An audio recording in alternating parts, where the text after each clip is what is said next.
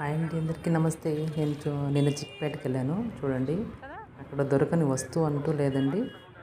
అక్కడ వాళ్ళు 100 రూపీస్ చెప్తారు. మనం కొంచెం బార్గెన్ చేస్తే ఖచ్చితంగా 50 రూపీస్కే ఇచ్చేస్తారు.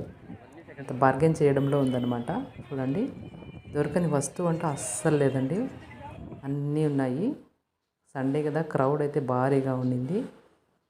అంత లో కాస్ట్కేనండి, తక్కువ రేట్గా దొరికేస్తాయి ఇక్కడ.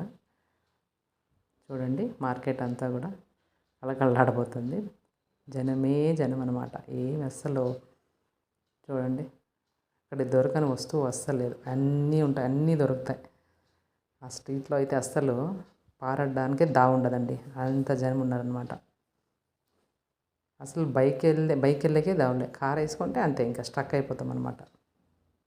అంత హెవీగా జనం ఉంటారు. చూడండి, బాగుంది. చూడడానికి చాలా బాగుంది, నాకు నచ్చింది.